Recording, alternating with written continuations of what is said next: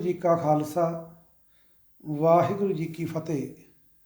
ਆਨੰਦ ਸਾਹਿਬ ਦੀ ਬਾਣੀ ਦੇ 23ਵੇਂ ਬੰਦ ਦੇ ਵਿੱਚ ਆਪਾਂ ਵਿਚਾਰ ਕਰ ਰਹੇ ਹਾਂ।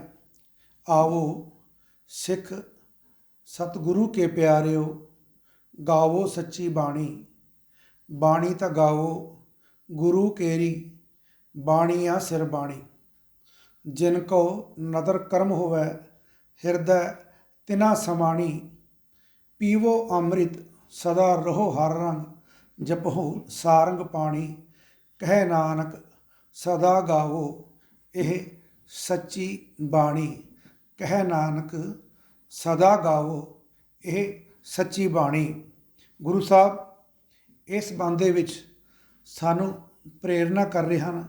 ਆਵੋ ਸਿੱਖ ਸਤਿਗੁਰੂ ਕੇ ਪਿਆਰਿਓ, हे ਗੁਰੂ ਕੇ ਪਿਆਰਿਓ, ਆਓ ਇਕੱਤਰ ਹੋਵੋ। ਸੰਬੋਧਨ ਹੋ ਰਹੇ ਹਨ ਸਮੂਹ ਵੱਲ, ਭਾਵ ਸੰਗਤੀ ਰੂਪ ਵਿੱਚ ਇਕੱਠੇ ਹੋਣ ਦੀ ਪ੍ਰੇਰਨਾ ਗੁਰੂ ਸਾਹਿਬ ਸਾਨੂੰ ਇਸ ਸ਼ਬਦ ਰਾਹੀਂ ਆਵੋ ਸਿੱਖ ਸਤਿਗੁਰੂ ਕੇ ਪਿਆਰਿਓ। ਸਿੱਖ ਵੀ ਬਹੁਵਚਨ ਹੈ ਕਿ ਆਵੋ ਇਕੱਠੇ ਹੋਵੋ, ਔਰ ਕਰਨਾ ਕੀ ਹੈ? ਗਾਵੋ ਸੱਚੀ ਬਾਣੀ। ਸੋ ਦ੍ਰਿੜ ਕਰੀਏ ਕਿ ਇਹ ਗੱਲ ਚੇਤੇ ਰੱਖੀਏ, ਗੁਰੂ ਸਾਹਿਬ ਨੇ ਸਿੱਖੀ ਦਾ ਰਾਹ ਸੰਗਤੀ ਪ੍ਰਧਾਨ ਦੱਸਿਆ। ਇਹ ਧਰਮ ਪੁਜਾਰੀ ਪ੍ਰਧਾਨ ਨਹੀਂ ਹੈ, ਸੰਗਤ ਪ੍ਰਧਾਨ ਧਰਮ ਹੈ। ਕਿਧਰੇ ਨੁਕਰੇ ਲੱਗਣਾ, ਕੁੰਦਰਾਂ ਵਿੱਚ ਵੜਨਾ, ਜੰਗਲਾਂ ਜਾਂ ਪਹਾੜਾਂ ਵਿੱਚ ਭਟਕਣਾ, ਹਨੇਰੇ ਜਾਂ ਚਾਨਣੇ ਵਿੱਚ ਇਕਾਂਤ ਧਾਰਨ ਕਰਨ ਦਾ ਇਹ ਮਾਰਗ ਨਹੀਂ ਹੈ। ਇਹ ਸੰਗਤ ਪ੍ਰਧਾਨ ਮਾਰਗ ਹੈ। ਕਾਹੇ ਰੇ ਬਨ ਖੋਜਣ ਜਾਈ, ਸਰਬ ਨਿਵਾਸੀ ਸਦਾ ਅਲੇਪਾ, ਤੋਹੀ ਸੰਗ ਸਮਾਈ। ਉਹ ਪਰਮਾਤਮਾ ਹਮੇਸ਼ਾ ਤੇਰੇ ਨਾਲ ਸਮਾਇਆ ਹੋਇਆ ਹੈ। ਪਹੁ ਮਦ ਜੋ ਬਾਸ ਬਸਤ ਹੈ, ਮੁੱਕਰ ਮਾਏ ਜੈਸੇ ਛਾਈ, ਤੈਸੇ ਹੀ ਹਰ ਬਸੈ ਨਿਰੰਤਰ, ਘਟ ਹੀ ਖੋਜੋ ਭਾਈ। ਉਹ ਪਰਮਾਤਮਾ ਆਪਣੇ ਅੰਦਰ ਵਸ ਰਿਹਾ ਹੈ, ਉਹਦੇ ਵਿੱਚ ਖੋਜਣ ਦੀ ਗੁਰੂ ਸਾਹਿਬ ਸਾਨੂੰ ਪ੍ਰੇਰਨਾ ਕਰ ਰਹੇ ਹਨ। ਬਾਹਰ ਭੀਤਰ ਏਕੋ ਜਾਣਾ, ਬਾਹਰ ਭੀਤਰ ਏਕੋ ਜਾਣੋ, ਇਹ ਗੁਰ ਗਿਆਨ ਬਤਾਈ। ਜਨ ਨਾਨਕ ਬਿਨ ਆਪਾ ਚੀਨੈ, ਮਿਟੈ ਨਾ ਭਰਮ ਕੀ ਕਾਈ।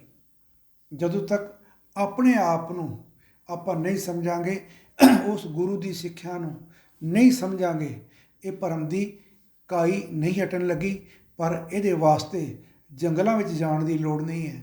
ਆਪਣੇ ਆਪ ਨੂੰ ਵਿਚਾਰ ਰਾਹੀਂ ਸੰਗਤ ਵਿੱਚ ਬੈਠ ਕਰਕੇ ਹੀ ਇਹ ਮੈਲ ਧੋਤੀ ਜਾ ਸਕਦੀ ਹੈ। ਸੰਗਤ ਪ੍ਰਧਾਨ ਹੀ ਗੁਰੂ ਸਾਹਿਬ ਨੇ ਸਾਨੂੰ ਜਾਚ ਦੱਸੀ ਹੈ।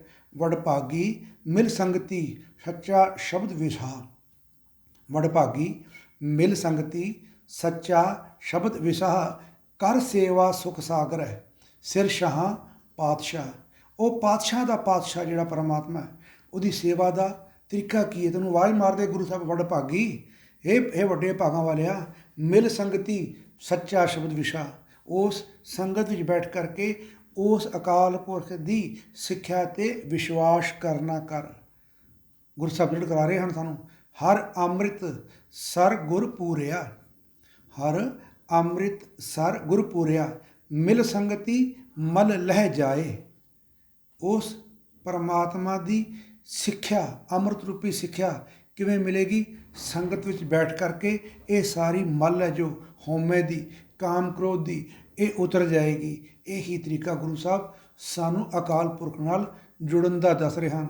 ਬਿਨ ਸੰਗਤੀ ਸਭ ਐਸੇ ਰਹਿ, ਜੈਸੇ ਪਸ ਢੋਰ। ਕਹਿੰਦੇ ਕਿ ਬਿਨਾਂ ਸੰਗਤ ਤੋਂ ਲੋਕਾਂ ਦਾ ਨਿਵਾਸ ਇਸ ਤਰ੍ਹਾਂ ਦਾ ਹੈ ਕਿ ਜਿਵੇਂ ਪਸ਼ੂ ਲੋਕ, ਢੋਰ ਗਵਾਰ ਲੋਕ ਰਹਿੰਦੇ ਹਨ। ਜਿਨ ਕੀਤੇ ਤਿਸੈ ਨਾ ਜਾਣਨੀ, ਬਿਨ ਨਾਮੈ ਸਭ ਚੋਰ। ਕਿ ਨਾਮ ਤੋਂ ਬਿਨਾਂ ਸਾਰੇ ਹੀ ਚੋਰ ਹਨ। ਚੋਰ ਕਿਉਂ? ਕਿਉਂਕਿ ਗੁਰੂ ਸਾਹਿਬ ਨੇ ਇੱਕੋ ਇੱਕ ਤਰੀਕਾ ਦੱਸਿਆ ਉਹਦੇ ਨਾਲ ਜੁੜਨ ਦਾ। ਜਦੋਂ ਉਸ ਤੋਂ ਹਟ ਕੇ ਅਸੀਂ ਹੋਰ ਤਰੀਕਿਆਂ ਵਿੱਚ ਲੱਗਦੇ ਹਾਂ, ਅਤੇ ਭਾਵ ਅਸੀਂ ਚੋਰੀ ਕਰ ਰਹੇ ਹਾਂ, ਚੋਰਾਂ ਦੇ ਰੂਪ ਵਿੱਚ ਹਾਂ। ਔਰ ਜੇ ਸੰਗਤ ਵਿੱਚ ਤੋਂ ਭੱਜਦੇ ਹਾਂ, ਫਿਰ ਗੁਰੂ ਸਾਹਿਬ ਨੇ ਸਾਡੀ ਤੁਲਨਾ ਕੀਤੀ ਹੈ ਪਸ਼ੂਆਂ ਨਾਲ, ਢੋਰਾਂ ਨਾਲ, ਭਾਵ ਮੂਰਖਾਂ ਨਾਲ। ਮਿਲ ਸੰਗਤੀ ਗੁਣ ਗਾਵਨੋ। ਸਾਨੂੰ ਜਾਚ ਦੱਸ ਰਹੇ ਹਨ ਕਿ ਸੰਗਤ ਵਿੱਚ ਮਿਲ ਕਰਕੇ, ਸੰਗਤ ਵਿੱਚ ਬੈਠ ਕਰਕੇ ਹੀ ਸਿੱਖ ਨੇ ਗੁਣ ਗਾਇਨ ਕਰਨੇ ਹਨ। ਸੋ ਗੁਰੂ ਸਾਹਿਬ ਅਨੁਵਾਜ ਮਾਰ ਰਹੇ ਹਨ, ਆਵੋ ਸਿੱਖ ਸਤਿਗੁਰੂ ਕੇ ਪਿਆਰਿਓ, ਗਾਵੋ ਸੱਚੀ ਬਾਣੀ, ਬਾਣੀ ਤਾਂ ਗਾਵੋ ਗੁਰੂ ਕੇਰੀ, ਬਾਣੀਆ ਸਿਰ ਬਾਣੀ। ਇੱਥੇ ਇਹ ਗੱਲ ਵੀ ਦ੍ਰਿੜ ਕਰਦੇ ਚਲੀਏ ਕਿ ਗੁਰੂ ਭਾਵ ਉਹ ਅਕਾਲ ਪੁਰਖ, ਜਿਸ ਦੀ ਸਿੱਖਿਆ ਸਾਨੂੰ ਇਹ ਹੈ ਕਿ ਸਾਰੇ ਪ੍ਰਾਣੀ ਮਾਤਰ ਉਸੇ ਦੇ ਪੈਦਾ ਕੀਤੇ ਹੋਏ ਹਨ। ਇੱਥੇ ਵਰਨਾਂ ਦੇ ਆਧਾਰ 'ਤੇ, ਜਾਤ ਪਾਤ ਦੇ ਆਧਾਰ 'ਤੇ ਜਿਹੜੇ ਭੇਦ ਤੁਸੀਂ ਕਰ ਰੱਖੇ ਉਸ ਅਕਾਲ ਪੁਰਖ ਨੇ ਨਹੀਂ ਕੀਤੇ, ਐਸੇ ਭੇਦ ਉਸ ਪਰਮਾਤਮਾ ਨੇ ਨਹੀਂ ਕੀਤੇ। ਇਸ ਕਰਕੇ ਸਾਰਿਆਂ ਨੂੰ ਇੱਕੋ ਜਿਹਾ ਜਾਣਨਾ ਕਰੋ। ਜਿਨ ਕੋ ਨਦਰ ਕਰਮ ਹੋਵੇ ਹਿਰਦੈ ਤਿਨਾ ਸਮਾਣੀ। ਪਰ ਇੱਕ ਗੱਲ ਸਮਝ ਉਦੋਂ ਹੀ ਆਣੀ ਹੈ ਜਦੋਂ ਪਰਮਾਤਮਾ ਆਪਣੀ ਮਿਹਰ ਕਰੇਗਾ। ਮਿਹਰ ਕਦੋਂ ਕਰੇਗਾ? ਜਦੋਂ ਅਸੀਂ ਉਸ ਦੇ ਗੁਣ ਗਾਇਨ ਕਰਾਂਗੇ, ਉਹਦੇ ਲੜ ਲੱਗਾਂਗੇ। ਪੀਵੋ ਅੰਮ੍ਰਿਤ ਸਦਾ ਰਹੋ ਹਰੰਗ, ਜਪੋ ਸਾਰੰਗ ਪਾਣੀ। ਸਾਰੰਗ ਪਾਣੀ ਭਾਵ ਉਹ ਅਕਾਲ ਪੁਰਖ ਵਾਸਤੇ ਇਹ ਪ੍ਰਾਇਵਾਚੀ ਸ਼ਬਦ ਹੈ। ਹਾਲਾਂਕਿ ਸਾਰੰਗ ਪਾਣੀ ਦਾ ਮਤਲਬ ਤਾਂ ਤਨੁਖਧਾਰੀ, ਪਰ ਇਹ ਸਾਰੇ ਸ਼ਬਦ ਜਿਹੜੇ ਹੈ ਉਸ ਅਕਾਲ ਪੁਰਖ ਵਾਸਤੇ ਗੁਰਬਾਣੀ ਦੇ ਵਿੱਚ ਅਕਾਲ ਪੁਰਖ ਦੇ ਪ੍ਰਾਇਵਾਚੀ ਰੂਪ ਦੇ ਵਿੱਚ ਲੋਕਾਂ ਦੇ ਸਮਝ ਗੋਚਰੇ ਸ਼ਬਦ ਵਰਤੇ ਗਏ ਹਨ। ਕਹੈ ਨਾਨਕ ਸਦਾ ਗਾਓ ਇਹ ਸੱਚੀ ਬਾਣੀ। ਗੁਰੂ ਸਾਹਿਬ ਕਹਿਣ ਲੱਗੇ ਹਮੇਸ਼ਾ ਇਸ ਬਾਣੀ ਨੂੰ, ਅੰਮ੍ਰਿਤ ਰੂਪੀ ਬਾਣੀ ਨੂੰ ਗਾਇਨ ਕਰੋ, ਜਿਹਦੇ ਨਾਲ ਤੇਰਾ ਉਤਾਰਾ ਹੋਏਗਾ।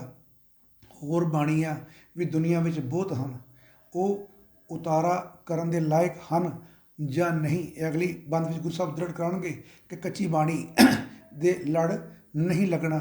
ਭਾਵ ਜਿਸ 'ਤੇ ਵਿਸ਼ਵਾਸ ਨਹੀਂ ਕਿ ਘੜਾ ਕੱਚਾ ਪਰ ਲੰਘਾਏਗਾ ਕਿ ਨਹੀਂ ਲਗਾਏਗਾ, ਰਾਜ ਵਿੱਚ ਵੀ ਡੇਗ ਸਕਦਾ।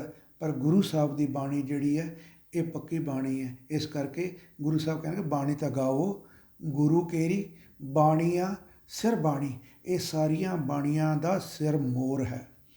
ਸੋ ਗੁਰੂ ਦੀ ਸਿੱਖਿਆ ਨੂੰ ਧਾਰਨ ਕਰੀਏ, ਮਨ ਬਚ ਕਰਮ ਵਿੱਚ ਲੈ ਕਰਕੇ ਆਈਏ। ਇਹ ਜੋ ਸਿੱਖਿਆ ਗੁਰੂ ਸਾਹਿਬ ਸਾਨੂੰ ਇਸ ਬੰਦ ਰਾਹੀਂ ਦ੍ਰਿੜ ਕਰਾ ਰਹੇ ਹਨ। ਖਿਮਾ ਦਾ ਜਾਚਕ ਹਾਂ ਜੀ। ਵਾਹਿਗੁਰੂ ਜੀ ਕਾ ਖਾਲਸਾ, ਵਾਹਿਗੁਰੂ ਜੀ ਕੀ ਫਤਿਹ।